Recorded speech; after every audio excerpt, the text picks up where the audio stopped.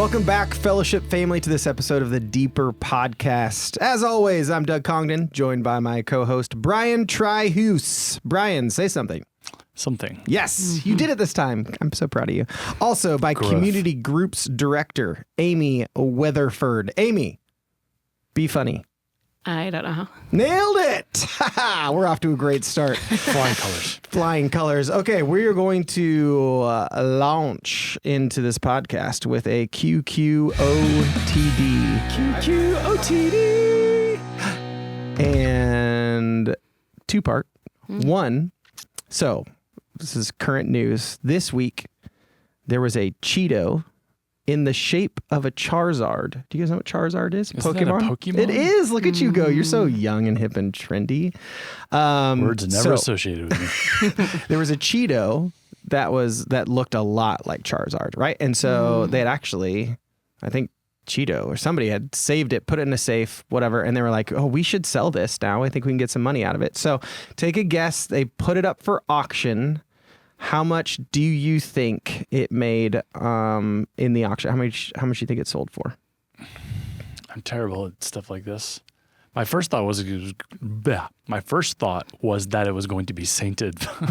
Yeah. Like the tortilla that looked like Mary? Okay. Mm-hmm. What was your second thought? Hopefully it was a figure. $750,000. $750,000, roughly your annual salary. That's crazy. Amy, what about you? That is not correct. Well, I don't even know. The way you acted when you said that was like, whoa, that was way too much. But you realize that $5 in my mind would be way too much for a Cheeto shaped like a Pokemon. So what do you got? 100,000. Oh, that's much closer. $88,000 That's is what I it meant went to for. say. 750,000 I just guessed. was a big guess. Okay. Listen, I can't do estimates. You're anyway. good. Do you know what I was going to say originally? What? 1 million. So when he said that, I saw your face. I was like, whoa, drop it. Way closer. I would pay $0 See, for it. that's not my follow-up. My follow-up is because to us, I think that seems like a crazy amount of money for something so stupid. However, I think we all probably have a spot in our life where we're like, I would pay an obscene amount of money for something maybe autographed by this person or a picture with this person, something meaningful. What would that be in your life that you think you'd be willing to pay a lot more money than the average person for a slice of? So obviously, Brian, I'm thinking of like sports stuff, and for you, Amy, I'm thinking of presidential stuff. But in a sense, so do you have any idea what you would be willing, like something that you'd be willing to pay way more than average for?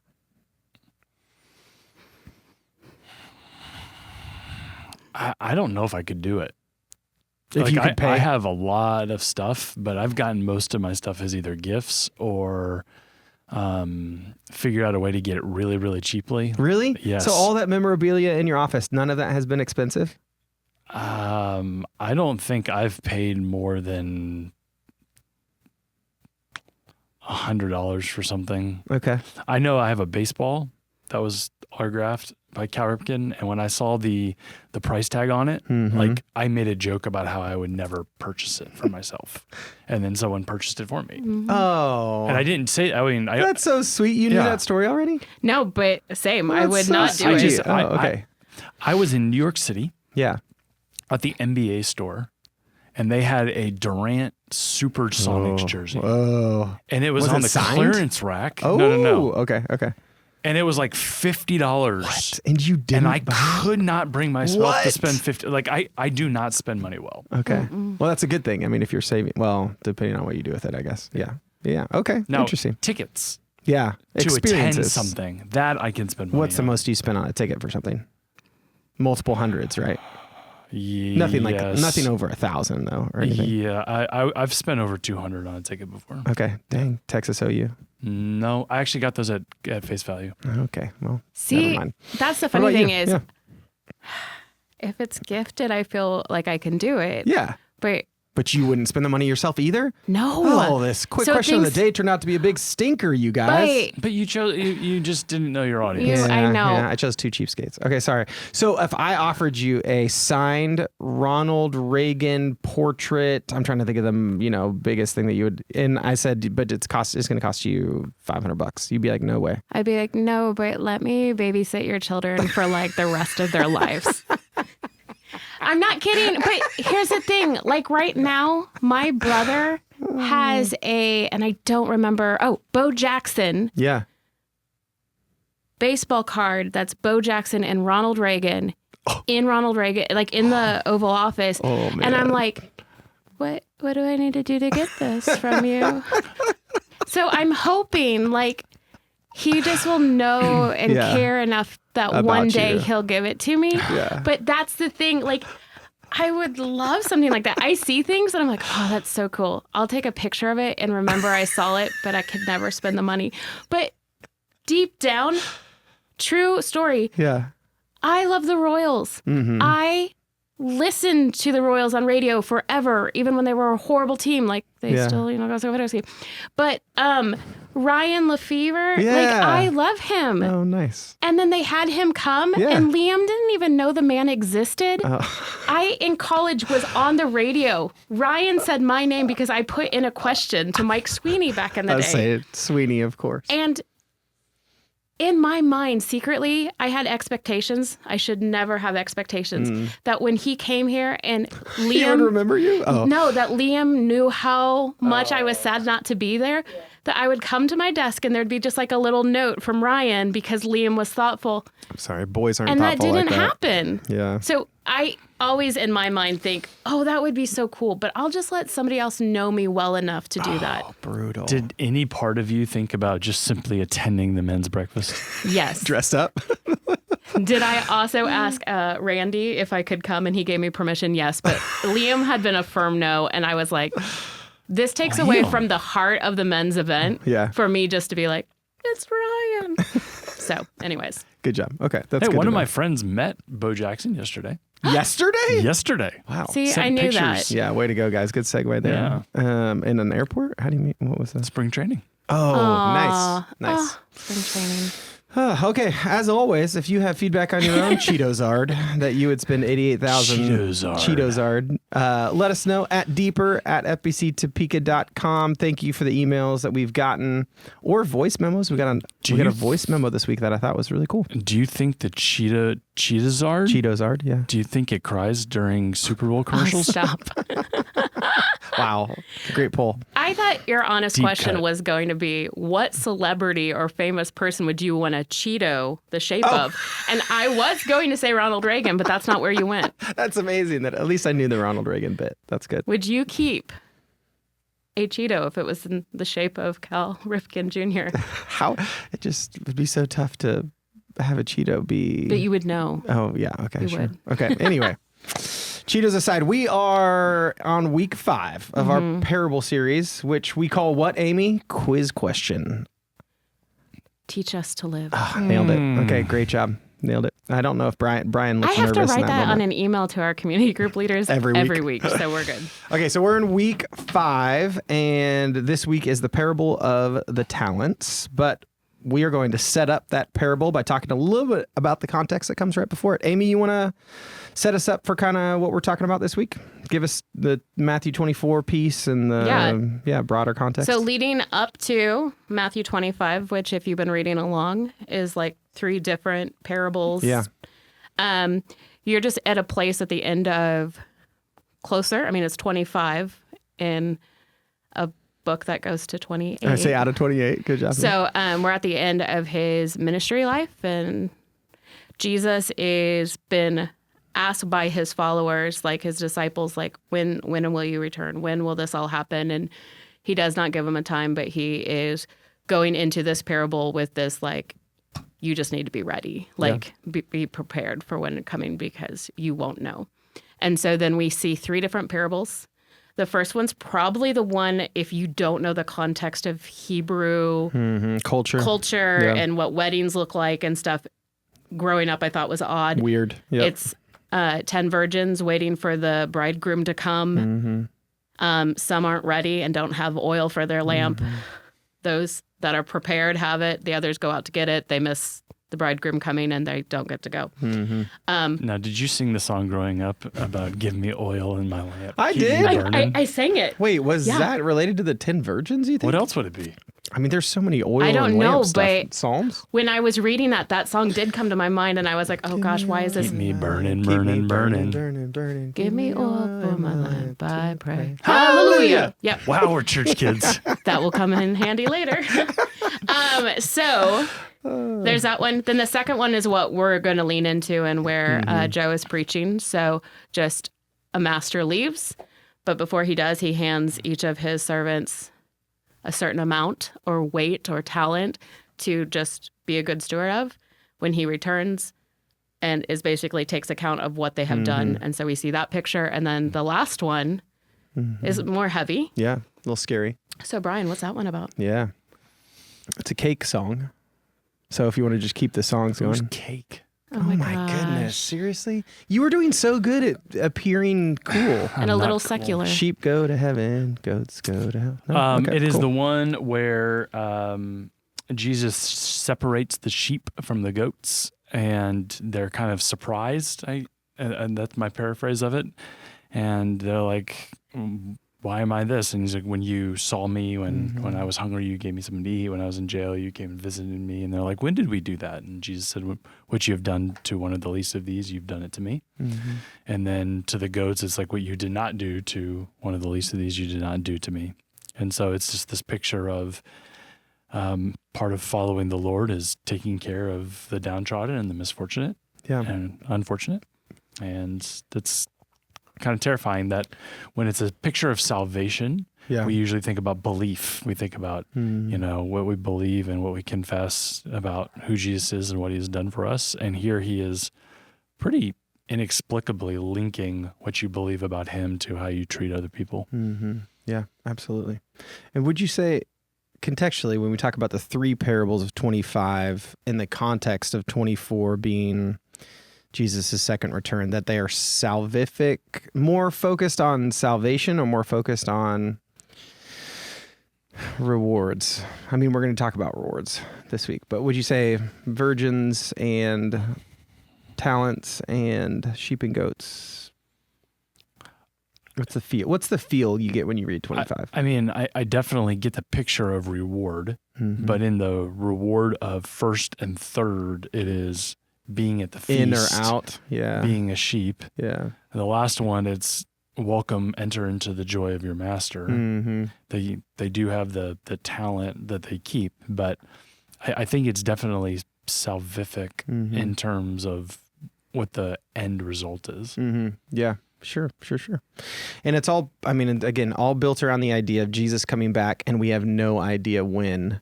So let's talk about that first, because we've talked about it recently in church. We talked about it in the Revelation series. We did the dot and the line visual in front of everybody. So when we've asked this question, it feels like we've asked this question a lot, but we also need to continually think about it. So what does it look like for you to live in what we say generally, live in light of eternity, live with the knowledge that Christ could come back while we're doing this podcast in the next 5 minutes? How does it affect the way you live, if it does? I think it's that eternal perspective is the word I used, and I think it is what has transformed a good portion of my life and how I was living, of just being a good Christian kid, doing the right things, but just living here and building up my little happy world here. And by here, you just mean like around you, like just focus on your own stuff? Just, yeah. Okay. And I could still be good and love Jesus and like be a good Christian, but God shifted everything from, no, wait, all of this is temporal and passing, and we don't know how long we have, and what we are actually, our time, our energy, what we're doing with it is for something far greater in eternity. And it just makes you look differently at everything. And when I'm busy and when I'm full of things, I focus on the temporal. Right in front of me right now. Yep. And I lose sight of why would this conversation or why would, whatever, fill in the blank why is this important for what God would use it for eternal purposes? So, okay, so push back on that, because you're a minister, so you're a paid minister of the gospel, and much of your life is taken up outside of the office with relationships that you have gotten into with an eternal mindset. So at what point does your mindset shift from the eternal mindset into what you said, like when stuff piles up, you just focus on what's the stuff that piles up for you that takes your attention into the here and now? Because it seems like, to me, outside vision, I look at you as a great example of somebody who lives for eternity. So hearing you say that is like, oh, okay, it makes sense because I struggle with it. But when I look at you, I think, oh, I don't think you struggle with it. This sounds weird. Sometimes I almost struggle with it more since coming into ministry. Oh. Because when I was a teacher, when I was doing this stuff, I had to see all of it through this eternal perspective of like my students, my coworkers, what I'm doing. Like, it's intentional you because had to be I'm intentional about thinking everything. About it that way. Gotcha. Then you get hired at a church and it's like, oh, even my job's for everything. God's, yeah, like, everything. I'm just doing God's work. Yeah. But like, I'm less like thoughtful about, how am I moment. using my time? How am I whatever and stuff. So okay. I think that is for me when I am, and you'll hear Joe use this phrase of like living out of deficit, when I am not just allowing myself the time in the Word and just really allowing my heart to be everything, an overflow of just my time with Jesus. And just being full of Him and His Spirit, I will just go into kind of like cruise control. Get it done mode. I'm doing stuff oh, I need to meet with this person. I'm whatever. But am I actually check. like, I can say the things, like I'm good at having a good Christ-like conversation, but is my heart and my mind really there where it's like my attitude and stuff is focused on, man, like, am I spending the time praying before that conversation or am I? Yeah. And so that's where I've just been challenged. Like, just don't go through your moments of your day, but like start your day really thinking strategically about what is my free time going to look like today? What conversations am I going to have? Like, I knew I would be meeting with a sweet young girl for the first time, an 8th grader who doesn't know Jesus. So like, as I go into that, let's pray about that. Like, like just being thoughtful about what I'm doing. There are some weeks like are so full, and then you get to like Friday and Saturday and you're just like, I don't want to do anything. I don't want to even be intentional or thoughtful about like how I'm using this for God's eternity. And that's it's wrong, but there's just times where I'm like, I just want to check out and be numb. Yeah, for sure. Okay. Thanks. That's helpful. But what about you, Ray? Theologically, I can answer the question really well, talk about what we should be thinking about or how it helps you. I would say practically, especially with the Matthew 24 stuff where the two women are grinding at the mill and one's taken away and one's left. And I don't think about that ever. I don't think about, today could be the day. Actual moment it's like happening. I don't really live like that is true. And so when it comes to a big decision, it's easy to go, okay, what's eternal about this? Or, when it's a values-based decision. But I just think in the moment, you can get complainy because like something's not comfortable at the time, or you're being stretched or pulled out. So I don't know how good of a job I do at living daily like this is a reality, about making sure I always have my oil ready so that I don't get left out. Or Yeah, it's interesting because you picture the parable and it says the master leaves basically for a long time. And so if you're picturing the day-to-day of these servants, the 5, the 2, and the 1, I mean, it would be easy to be like, oh, he's been gone for 6 months. He never told us when he's coming back. Like, I'm just going to take it easy for a while. And I've already made 2, maybe the guy who's got 5, I've already made 2. Like, that's good enough. I'll be fine and kind of like just take it easy. It's so hard to live with a constant state of, it could be 5 minutes from now, it could be 10 minutes from now, and just live and live and live in that. It's almost exhausting to a certain point. So it like has to, like that, what you said, Amy, you have to start with the mindset of it. I feel like the habit has to form you, and then it has to become just a default way of life, because having to remind yourself or think about the possibility of, man, what if he comes right here? And who's going to be left and all that stuff is just, it would be exhausting to live with a constant state of what if now, what if now, well, what if now. In ways, that kind of thing makes me just not want to do anything. When you have so many things and it's pressing, so you're like, shoot, I don't want to do anything. Yeah. So for me, it's more of how could this have an internal impact?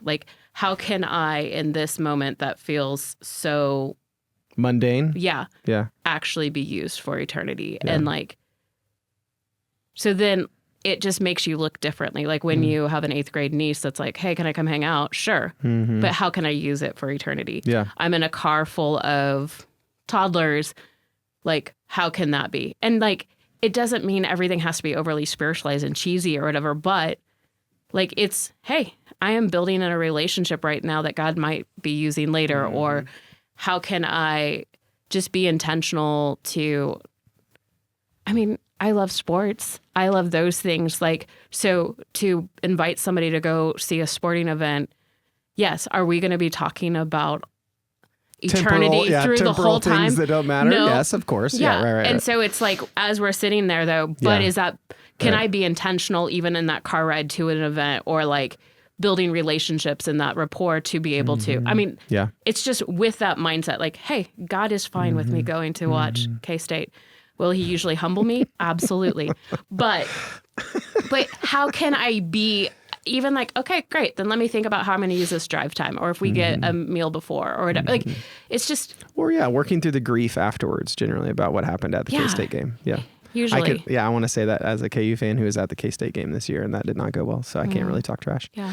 Okay, but so the bad servant in the story is the one who had the one talent, and then he went and hid it and didn't do anything with it. And so what we talked about, the phrase that we used was playing it safe, because, and Joe will probably share this, but in that culture, the safest thing to do with your money is just hide it until you need it. And then you go get it when you need it.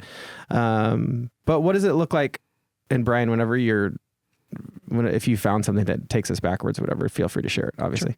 Sure. But what does it look like to play it safe? What does it look like to be that servant who, if Jesus were to return, you were like, oh, I knew that you reaped where you did not sow, harvest where you did not plant. And so I played it safe. What does that look like for believers or for people to do that in general?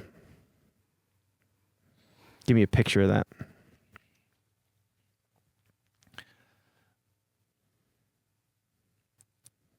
It's playing it safe in relationship to, I'm going to start over. I think it's living like the rest of the world is kind of the digging it and the putting it in. It's I'm just going to do what is expected of me in this culture. I'm going to try to keep up. I'm going to try to make money. I'm going to try to just do not what my master has asked me to do. And so the possibilities are limitless. As to what it could look like, because it's just... But the master is the one who's given you the instructions, or given you the giftings, or given you the call to what it looks like to follow him. And so are you going to follow him, or are you going to follow someone or something else? Okay. It's just counterculture to what we're about. Right now, everything you hear is about self-care and oh, I just had to create boundaries because or if somebody is not life-giving to you, or man, that person drains me, then just be okay. Only be with people that are easy. And it's we have all these things and it's what's comfortable. What do I lean into that. And yet, and he would also say, just in case anybody's freaking out in their car right now listening to this, self-care is good, boundaries are good. Right. If the heart of that is comfort for yourself. But if we're never being stretched, we are never going to grow in our walk with Christ. And we're not going to, that's where the maturing and stuff happens. Yeah. And I don't do youth group anymore, so I have Wednesday nights open. It's really nice. It's just a nice night to veg and whatever. But if God, by chance, has a situation or something where somebody is there's an opportunity for me to be available in the world, or to love on someone and do kingdom work, and that falls on a Wednesday night, am I willing to give up that night? Playing it safe would be saying no. Like, no, hey, this is my time. Yeah. Yeah.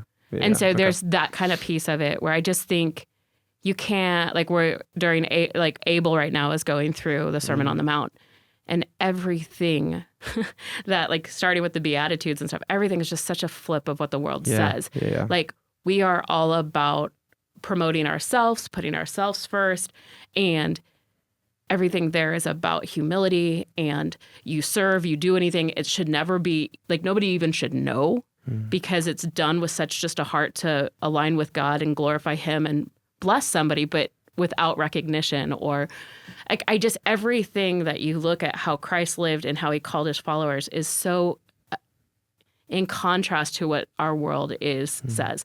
We're supposed to love the people that are cruel to us, like extend grace to those who don't deserve our forgiveness. Like, it's just, it's counterculture. Upside down.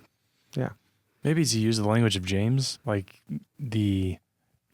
I'll show you, you show me your faith, I'll show you my works, and by that I'll show you my faith. And it's like, maybe that safe, that one who's playing it safe is just like, I believe the right things. Like, I can answer some questions, when the ones who are taking their talents and doing and having the return on investment are the ones who are living out their faith by doing the works that God has called them to do. Yeah.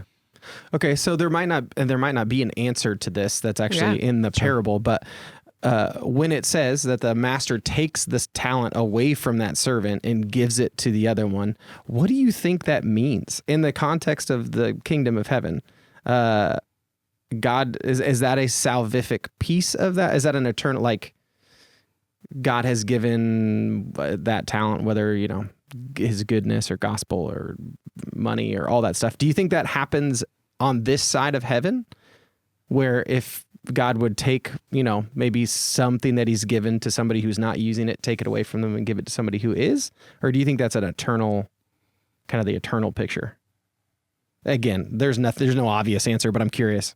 What are your thoughts? Can it not be both? Like, gosh. But here's why I'm going to give an example. Wife. I can never give my wife two options. Just for the record, I'm not his wife. That would be Lee. But both. No, but in reality, like, I'm picturing, say God puts somebody in someone's life and is like, hey, I really would love for you to see them, to be intentional with them, and that person just doesn't.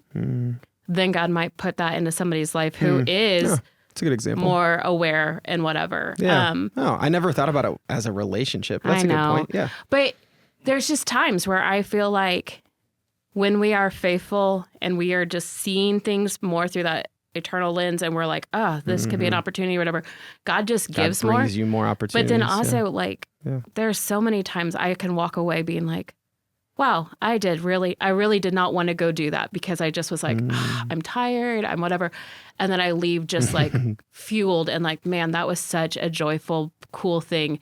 And I almost feel like I get more out of it than that other person. And then that's like, okay, I'm being rewarded here. Yeah. But then we'll see the bigger reward in heaven. If that makes sense. Yeah. Okay. So you didn't just say both because you were lazy. You had a really good answer for both. I appreciate that. Yeah. Good job. Never because of laziness. I got to teach about rewards at Abel. And what I told them was, this is one of my least favorite things to talk about. It's one of the things I've put the least amount of time in to study. The Sunday school, answers about rewards are, your mansion's going to be bigger. You're going to have more more jewels in your crown. Yeah. And like, I look at those things and I'm like, what are we talking about? Like, who cares? Who cares? Right. Yeah. You and know, aren't you just going to turn around and throw your crown back down at his feet anyway? Yeah. When the true reward of heaven is that you are with the Lord. Yeah. And so I can't deny there's so many passages that talk about rewards. Right. I don't want to spend a lot of time on them though, because I feel once they become the focus of your study, you're now not wanting the real thing. Why do you think Jesus used it then so much? Or, God through Paul too. But yeah, what do you think it was like? I know I'm appealing to a baser desire, but it's still a fine desire. And the ultimate desire would be just to spend time with me. but I know this baser desire of rewards is like also a good motivator. I mean, after the rich young ruler, he tells Peter that like the rewards for those who have left everything to follow me, it's going to be great. Like it's there. It's just not clear. And I think if you it don't was know what it clear, really means. If it was clear, people were like now calculating. Yeah. Oh, that's good. I want that one. But think about that. Like being a good Christian kid my whole life and like growing up, God owed me. Like that's one of the things he's had to kill in me is that there were so many times where I'm like, I mean, we just talked about the laborers in the vineyard. Yeah. Hi, I've been faithfully following you, and I don't know if you realize that, but that person hasn't walked with you as long, and you did give them this. Lord, it's okay. Like, I know you don't make mistakes, but you just maybe forgot about me. I'm serious. I have lived out of that. So well said. Ooh, if I tithe, I'm going to get money back in my bank account, and I need it. Like, no, that's not how it works. And God has just had to be like, how many times did I cling to? Like, delight yourself in the Lord and he'll give you the desires of your heart. Oh, good. Give me my desires. No, as I delight in him, the more I realize he's my desire. But so I think those things are true.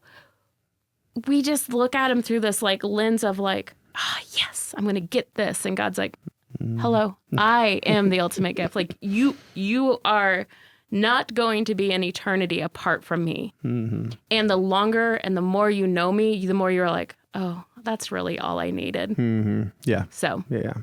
And I know from people way holier than me whose books I've read, when they talk about receiving more rewards from God in this life, they say that the reward is always more of God. Like the closer they get to God, the more of God is like, oh, this is the reward. And I might have thought getting into it was a whole bunch of this other worldly stuff, but it really just is more of him. It is. Is that kind of like a Moses thing where he got to see the back of the Lord or whatever? Like he was able to have an experience that not a lot of people had, or Paul with the guy, I knew a guy who went to third heaven or whatever. Or John. He talks about very some other casually. No, or like them getting to see these pictures, like, you know.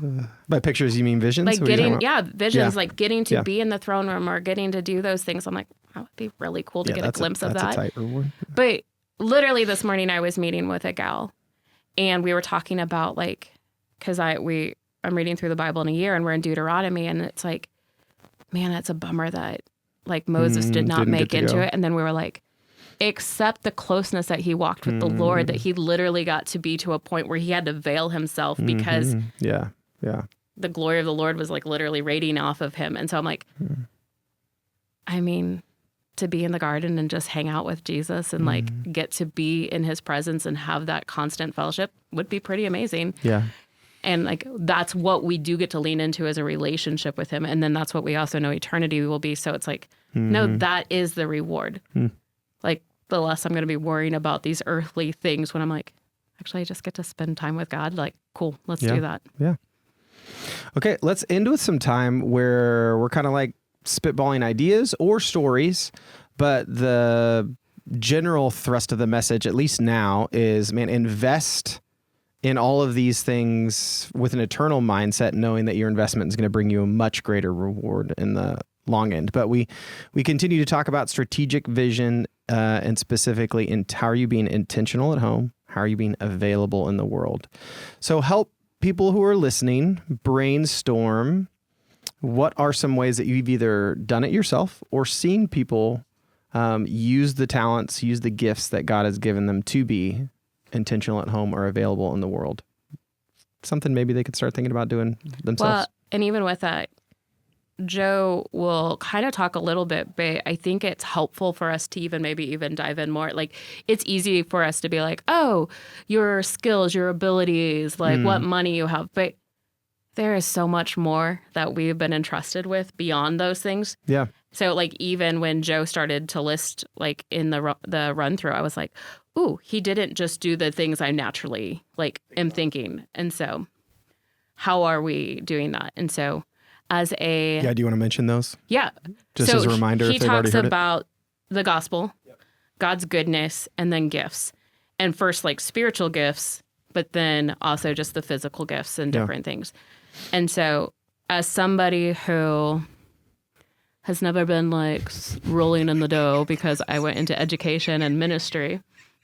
I love it when she puts on the other voice so you know something ridiculous is coming. So I have not had tons of money, but I have plenty of room for friendship in my heart.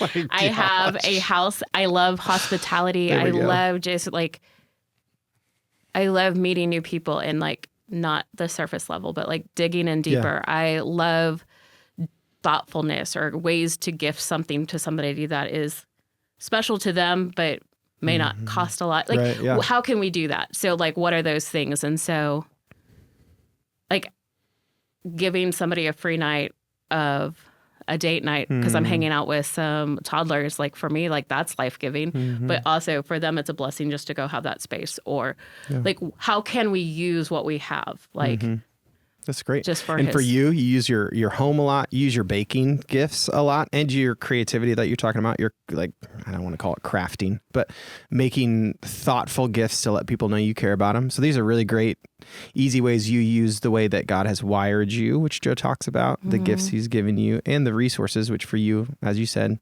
in your strange voice that you sometimes get in, that's not cash as much as it is. Yeah. You have a home and you have the ability, you open up your home all the time to people to meet for Bible studies, but then also for people to stay, like your nieces and nephews especially. Or, I mean, there have been different times that different young adult gals or whatever have needed someone just for a shorter time of period. Like, great, I have an extra room, come live here.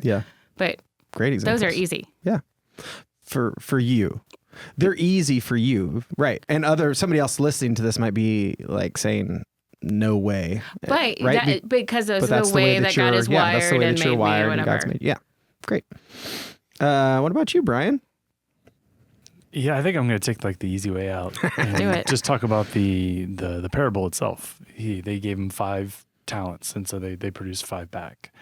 And your 5 talents would be intelligence, no. Stop, looks. I threw him off. So good. Whether you're 5 or 2 or 1, it doesn't matter. But this is clearly the master has given them something. And so here, the master has clearly given them something. And so if you have been forgiven, you can forgive. If you have been shown kindness, you can be kind.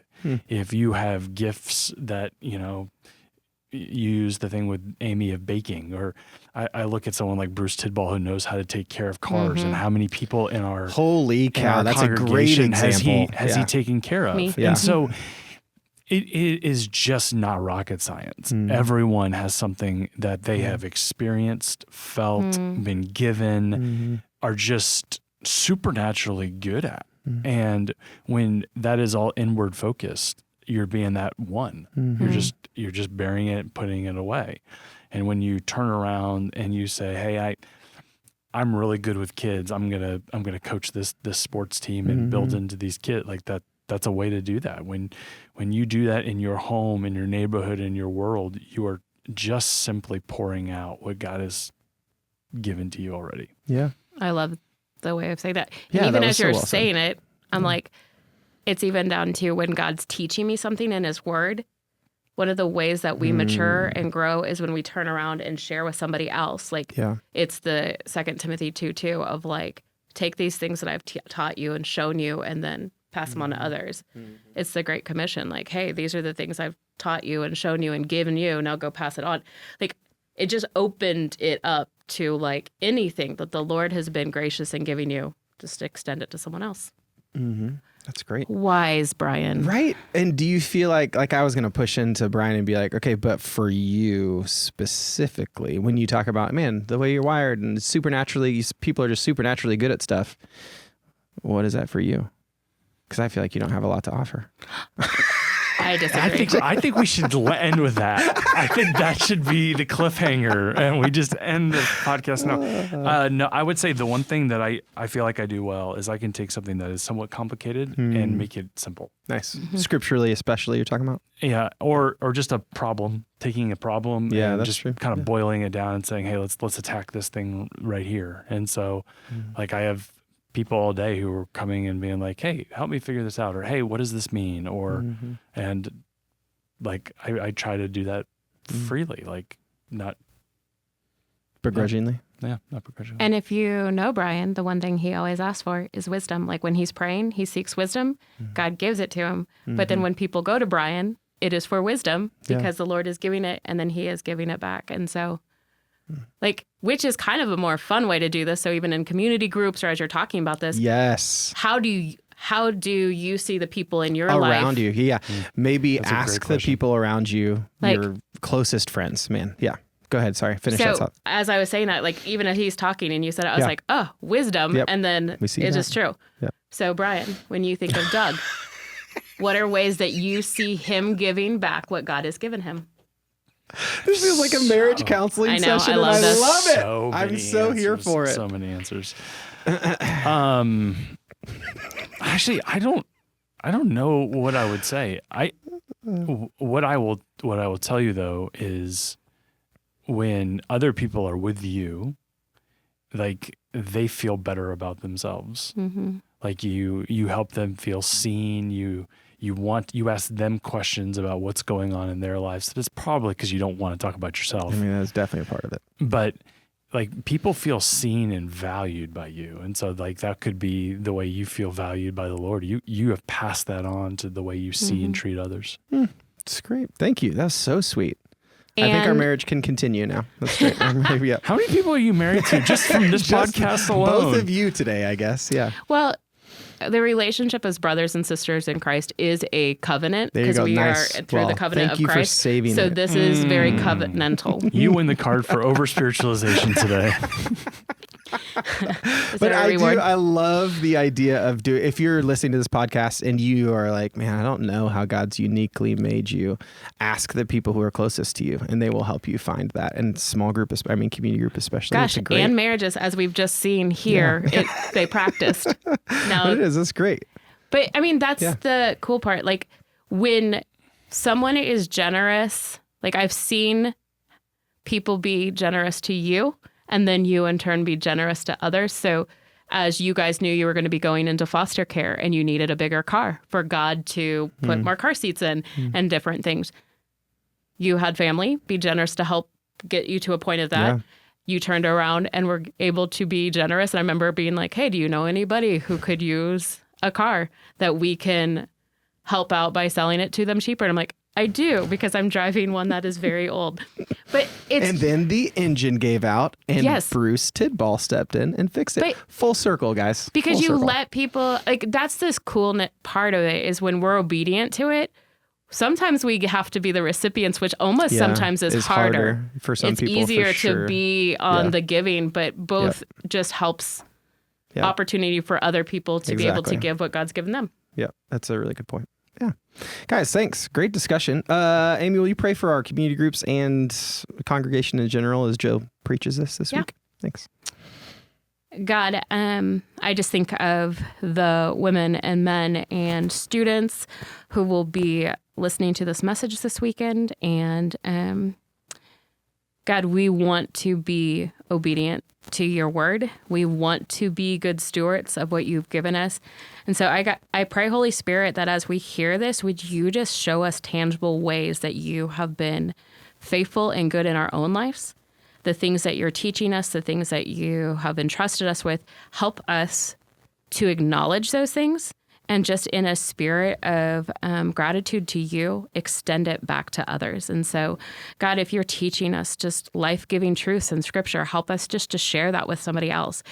If you have given us extra time, help us use that to be a blessing to others. And ultimately, Lord, would all of it just deepen our love and affection for you, our desire for just that closeness with you. But then, Lord, we want to be a church that is living counter to this world and shining bright for you. So, Lord, whether in community groups, whether this is conversations in marriage, or just even around the table with teenagers and children, God, help us to really process what it looks like to be the faithful stewards who take the things you entrust us with and to use them for your kingdom and for your glory. And yeah, we are thankful that you are a master who loves us and invites us into the work you're doing. And so help us do it well. We love you, Lord. Amen. Amen.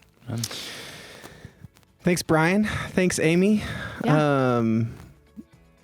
I just wanted to point out the Stewarts thing both times when you said stewards, but it was With a Stewarts. T, With a T. I Yeah, can't and help was it. like- Angie Stewart's in my life, and I just was telling her I always do that. You do? Stewards. You were just telling her that? Okay, Yes. that's hilarious. Okay, anyway, Fellowship family, thank you for tuning in to another episode of the Deeper Podcast. We will catch you all next time.